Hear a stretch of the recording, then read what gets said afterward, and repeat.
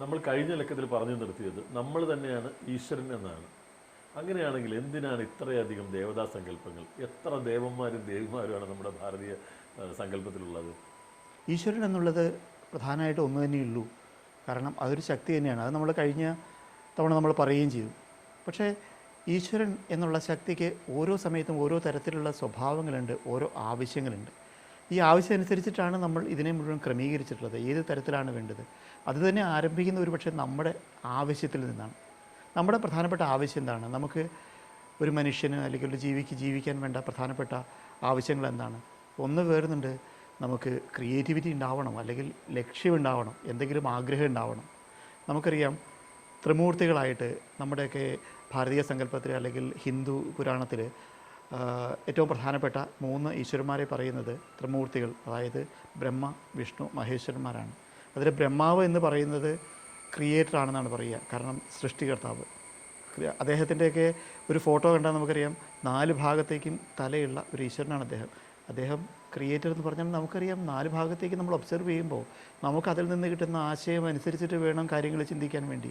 അപ്പോൾ ഒരു ശക്തിക്ക് പ്രവർത്തിക്കണമെങ്കിൽ ആദ്യം ഒരു ക്രിയേഷൻ ഉണ്ടാവണം. ലക്ഷ്യമില്ലാതെ ഒരു ശക്തിക്ക് പ്രവർത്തിക്കാൻ കഴിയില്ല. രണ്ടാമത് ഉള്ള മഹാവിഷ്ണുവിനെ നോക്കൂ. അദ്ദേഹം ശരിക്കും പറഞ്ഞാൽ ഓപ്പർച്യൂണിറ്റി, അതായത് വരുന്നുണ്ട്, ഓപ്പർച്യൂണിറ്റി ആളാണ്. അദ്ദേഹമാണ് ശരിക്കും പരിപാലനം നടത്തുന്നത് എന്നാണ് നമ്മുടെ പൂർവികരൊക്കെ അല്ലെങ്കിൽ പുരാണങ്ങളൊക്കെ നമ്മളെ പഠിപ്പിച്ചിട്ടുള്ളത്. അപ്പം മഹാവിഷ്ണു എന്ന സങ്കല്പത്തിൽ ഒരു അനന്തരെന്ന ഒരു സർപ്പത്തിൻ്റെ മുകളിൽ നിവർന്ന് കിടക്കുന്ന ഒരു ഈശ്വരനായിട്ടാണ്. ഒരു ഭാഗത്ത് ലക്ഷ്മി ദേവിയും സരസ്വതിയൊക്കെയുള്ള അല്ലെങ്കിൽ ബ്രഹ്മാവൊക്കെ പുല്ലൊക്കെയുള്ള ഒരു ക്രിയേറ്റർ കൂടെയുള്ള ഒരു ഈശ്വരൻ മഹാവിഷ്ണു. അത് അനന്തമായ പാലാഴിയുടെ നടുക്കാണ് അദ്ദേഹം നിൽക്കുന്നത്. അപ്പോൾ ഇതിൻ്റെ സങ്കല്പം ഇത്രയേ ഉള്ളൂ.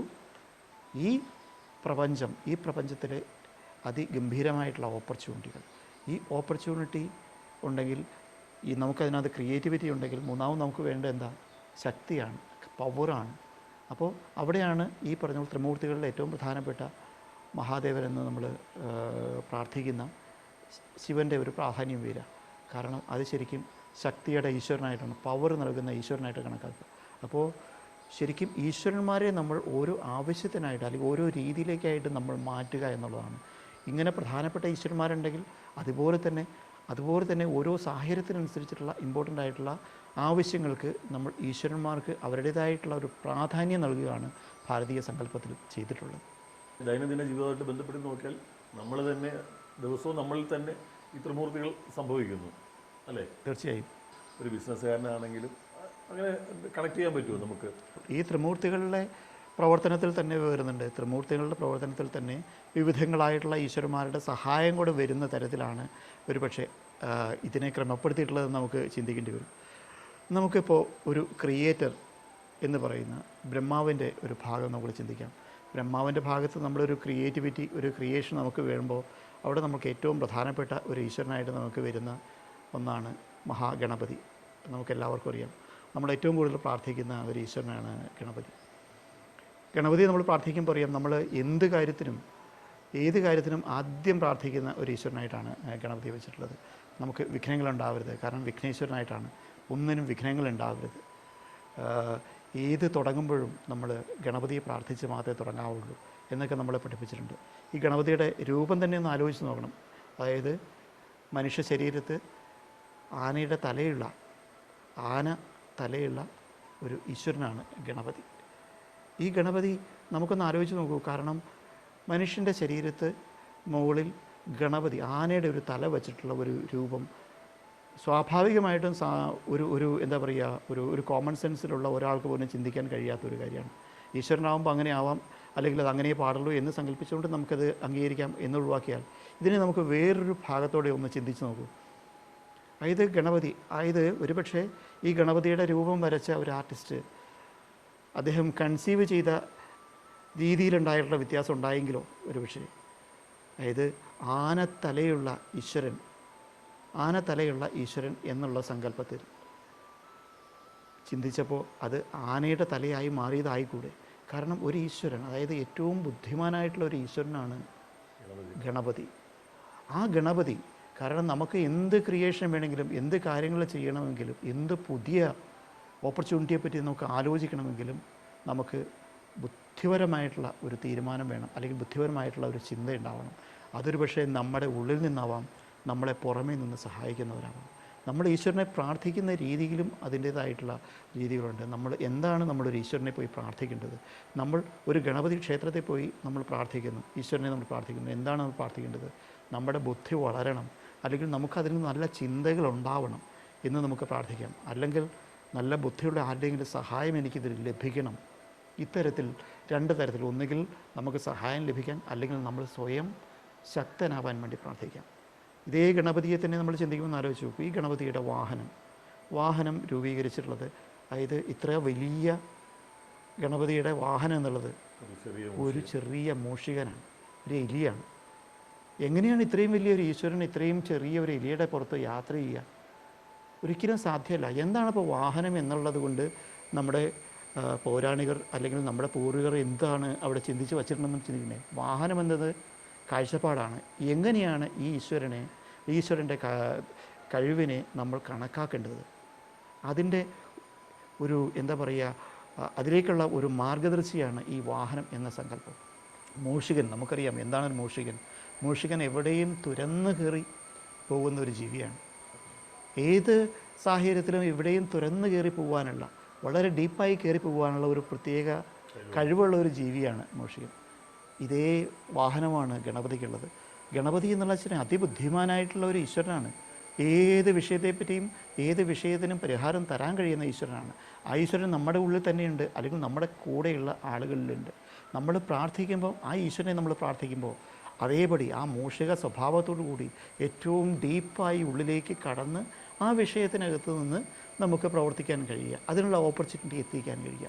ഇത്തരത്തിൽ നമ്മൾ ഓരോ തരത്തിൽ ഓരോ ഈശ്വരന്മാരെയും നമ്മൾ കണക്കാക്കേണ്ടിയിരിക്കുന്നു. അപ്പോൾ പ്രധാന ശക്തിക്ക് അപ്പുറേക്ക് നമ്മൾ ഓരോ സാഹചര്യത്തിലും നമുക്ക് ഓരോ ഈശ്വരന്മാരുടെ സഹായം നമുക്ക് ആവശ്യമുണ്ട്.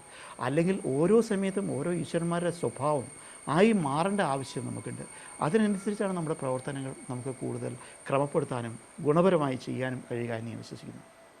സാധാരണഗതിയിൽ പൊതുവെ എല്ലാവരും ഈ പറഞ്ഞ പോലെ ആനത്തലയും കുടവേറും മൂഷികൻ എന്ന വാഹനമൊക്കെ ആയിട്ടൊരു കോമിക് ക്യാരക്ടർ പോലെയാണ് കാണുന്നത്. അതിന് പിന്നിൽ ഇത്രയും ഒരു ചിന്തിക്കാൻ നമുക്കൊരു ഇത്രയും ഒരു ഏരിയ ഉണ്ടെന്ന് ഇപ്പോഴായിരിക്കും പലപ്പോഴും പലർക്കും മനസ്സിലാവുക എന്ന് എനിക്ക് തോന്നുന്നു. ഇതുപോലെ തന്നെയാണ് പല ദേവതാ സങ്കല്പങ്ങളും, അല്ലേ? അതെ. ഇപ്പം കഴിഞ്ഞ ദിവസം ഒരാൾ ഇങ്ങനെ തമാശയായി ചോദിച്ചതാണ്, ഇപ്പം ഈ ശിവരാത്രി വ്രതമൊക്കെ നോക്കുകയും ഈ എല്ലാ മുടങ്ങാതെ വ്രതമൊക്കെ എടുക്കുന്നവർ ഒരു സ്ത്രീയുടെ മുന്നിൽ ഇപ്പോൾ പരമശിവൻ വന്ന് പ്രത്യക്ഷപ്പെടുകയാണെങ്കിൽ ഒരു 2 അടി പുറകോട്ട് മാറി നിൽക്കും. കാരണം കഴുത്തിൽ സർപ്പവും ഇത്രയും വിഷം നിറഞ്ഞ സർപ്പവും പുലിയുടെ തോല ആണ് ധരിച്ചിരിക്കുന്നത്, കയ്യിൽ ശൂലം, ആ രൂപം കാണുമ്പോൾ ജട നിറഞ്ഞ മുടി. അപ്പം അതിനെക്കുറിച്ച് എപ്പോഴെങ്കിലും അങ്ങനെ അത് ചിന്തിച്ചിട്ടുണ്ട്, ആ ഒരു സങ്കല്പത്തെക്കുറിച്ച്? ഇതെല്ലാം സങ്കല്പങ്ങളാണ്. ഒരുപക്ഷെ ശിവൻ്റെ ശിരസിൽ എന്തുകൊണ്ട് കഴുത്തിൽ സർപ്പം വന്നു എന്ന് ഒരു ചിന്തിച്ചാൽ, കാരണം എന്താ വെച്ചിട്ടുണ്ടെങ്കിൽ നമ്മൾ ഓരോ ഈശ്വരന്മാരുടെയും കാഴ്ചപ്പാടുകൾ എടുക്കുമ്പോൾ ആ കാഴ്ചപ്പാടുകളുടെ ഓരോ ഭാഗത്തും അന്നത്തെ കാലത്ത് ഇത്തരത്തിൽ ഉദാഹരിച്ച് പറഞ്ഞിട്ടുണ്ടാവും. കാരണം വേറൊന്നുണ്ട്, ഈ ശക്തിക്ക് ഈ പറഞ്ഞ പോലെ വിഷം ചീറ്റാനും വരെ കഴിയുന്ന തരത്തിലുള്ള ശക്തിയുണ്ട്. ഈ ശക്തിയെ നല്ല രീതിയിലല്ല ഉപയോഗിച്ചെങ്കിൽ ഒരുപക്ഷെ അതിന് മരണത്തിനുള്ള സാധ്യത വരെയുണ്ട്. അത് കഴുത്തിൽ തന്നെയാണുള്ളത് എന്ന സങ്കല്പത്തിലാണ് ശിവൻ്റെ രൂപത്തിന്, അല്ലെങ്കിൽ അതിനൊരു പടം വരച്ചപ്പോൾ അതിന് ഒരു സർപ്പത്തിൻ്റെ ഭാവം കൊടുത്തിട്ടുണ്ടാവുക. നമുക്കറിയാം ഏത് ശക്തിയും നല്ല രീതിയിലല്ല ഉപയോഗിക്കുന്നതെങ്കിൽ, ആ ശക്തിയെ നല്ല രീതിയിലല്ല ഉപയോഗപ്പെടുത്തുന്നതെങ്കിൽ അത് എപ്പോൾ തിരിച്ചു കുത്തും എന്ന് പറയാൻ കഴിയില്ല. അപ്പോൾ ശക്തിയെ നമ്മൾ പ്രാർത്ഥിക്കുമ്പോഴും ശക്തിയെ നമ്മൾ ഉപയോഗിക്കുമ്പോഴും അതിൻ്റെ നല്ല വശങ്ങളും നല്ല കാര്യങ്ങളും മനസ്സിലാക്കി നമ്മൾ ഉപയോഗിക്കണം. അതല്ല എങ്കിൽ ആ ശക്തി ഏത് സമയത്താണ് തിരിച്ച് നമ്മളിലേക്ക് തന്നെ ഉപദ്രവം ഉണ്ടാക്കുക എന്ന് പറയാൻ കഴിയില്ല എന്ന് മറ്റുള്ളവരെ ബോധ്യപ്പെടുത്താനാണ് ഇങ്ങനെയുള്ള ഉദാഹരണങ്ങൾ പഴയ പൂർവികർ ഓരോന്നിനും വെച്ചിട്ടുണ്ടാവുക. പക്ഷേ ഇൻ്റർപ്രറ്റ് ചെയ്യുന്ന പല ആളുകളും, അല്ലെങ്കിൽ പല കാലഘട്ടങ്ങളിൽ പല തലമുറകളിലായിട്ട് ഇൻ്റർപ്രറ്റ് ചെയ്യുന്നവർ ഇതിന് മുഴുവൻ കഥകൾ ഉണ്ടാക്കിയിട്ടുണ്ട്. നമ്മളെല്ലാവരും ജീവിക്കുന്നത് യഥാർത്ഥത്തിൽ കഥകളിലാണ്, സ്റ്റോറികളാണ് നമ്മൾ ഫോളോ ചെയ്യുന്നത് എല്ലാ കാലത്തും. ഒരുപക്ഷെ നമ്മൾ വായിച്ചിട്ടുള്ള ഈശ്വരന്മാരെല്ലാം വിവിധ കഥകളിലെ പല കഥാപാത്രങ്ങളാണ്. നമ്മളെല്ലാം ആഗ്രഹിക്കുന്നത് മാജിക്കലായിട്ടുള്ള കാര്യങ്ങളാണ്. ഇന്നൊരു സിനിമ കാണുമ്പോൾ സിനിമയിലെ നായകൻ ഈ പറഞ്ഞ പോലെ ഒരേ സമയത്ത് 15 പേരെയും 20 പേരെയും ഇടിച്ചിടുന്ന് കാണുമ്പോൾ നമ്മൾ കൈയിടിക്കുന്നവരാണ്. നമുക്ക് അറിയാം ഒരാൾക്ക് ഈ പറഞ്ഞ 5 പേരെയോ 10 പേരെയോ 20 പേരെയോ ഇന്ന് ഒറ്റയിടിക്ക് നിന്ന് ഇടിച്ച് വീഴ്ത്താനൊന്നും കഴിയില്ല എന്ന് നമ്മുടെ കോമൺ സെൻസ് നമ്മുടെ വർക്ക് ചെയ്യില്ലാത്തതുകൊണ്ടല്ല. പക്ഷേ ഇതിനേക്കാളും കുറച്ചുകൂടി മുകളിലാണ് ഒരുപക്ഷെ നമ്മൾ ഈശ്വരന്മാർക്ക് നമ്മൾ വച്ചിട്ടുള്ള ഒരു അഡീഷണൽ ആയിട്ടുള്ള അല്ലെങ്കിൽ ഇത്തരത്തിലുള്ള ഒരു അമാനുഷികത. ഈ അമാനുഷികത എന്നുള്ള സാധനം എങ്ങനെ ക്രിയേറ്റ് ചെയ്യപ്പെട്ടു, എങ്ങനെ സ്റ്റോറിയാക്കി, ഇത് നമുക്ക് ആദ്യാവസാനം ഒരുപക്ഷെ നമ്മൾ ഓരോ ഗ്രന്ഥങ്ങളും ഓരോ കഥകളും നമ്മൾ വായിച്ചിട്ട് ആ കഥകളുടെ അന്തരാർത്ഥങ്ങൾ ഏത് തരത്തിലായിരിക്കുമെന്ന് ചിന്തിക്കുമ്പോഴാണ് അത് യഥാർത്ഥത്തിൽ എന്തിനു വേണ്ടിയായിരുന്നു പറഞ്ഞിരുന്നത്. നമുക്ക് ഇന്നും അറിയാം, ഇന്നും നമ്മൾ നമ്മുടെ കുട്ടികളോട് ഇങ്ങനെ ചെയ്യരുത്, അങ്ങനെ ചെയ്യാൻ പാടില്ല എന്ന് പറഞ്ഞാൽ നമ്മുടെ കുട്ടികൾ പോലും ഒരിക്കലും അത് അംഗീകരിക്കാൻ തയ്യാറാവില്ല. പക്ഷേ ഒരു കഥ പറഞ്ഞു കൊടുത്താൽ ആ കഥ അവരിലേക്ക് സ്വാധീനിക്കുന്നത് വളരെ വലുതായിരിക്കും. ആ കഥ പറഞ്ഞു കൊടുത്ത് അവസാനം അതിൻ്റെ എന്താണ് അതിൻ്റെ ഗുണപാഠം എന്നതും കൂടെ പറഞ്ഞു കൊടുക്കാൻ കഴിഞ്ഞാൽ മാത്രമേ അതിന് പൂർണ്ണതയുണ്ടാവുള്ളൂ. എങ്കിൽ കൂടി കഥയിൽ കൂടി സംവദിക്കുന്ന രീതിയാണ് പൂർവികർ ഏറ്റവും കൂടുതൽ ഉപയോഗിച്ചിട്ടുള്ളത്. അതുകൊണ്ട് തന്നെയാണ് നമ്മൾ ഓരോന്നിലും ഓരോ ഈശ്വരന്മാരിലും നമുക്ക് വിവിധങ്ങളായ കഥകളുണ്ട്. പക്ഷേ ആ ഓരോ കഥകളും ഏത് തരത്തിൽ നമ്മൾ ഓരോ സാഹചര്യത്തിൽ പ്രവർത്തിക്കണം എന്നതിൻ്റെ ഉദാഹരണമായിട്ട് നമുക്ക് കണക്കാക്കാൻ കഴിയുള്ളൂ. ഇത്തരം വിഷയങ്ങളെപ്പറ്റി കൂടുതൽ അറിയാൻ അടുത്ത ലക്കത്തിലും ഞങ്ങൾക്കൊപ്പം തുടരുക. ചാനൽ എല്ലാവരും സബ്സ്ക്രൈബ് ചെയ്യുമല്ലോ. നന്ദി, നമസ്കാരം.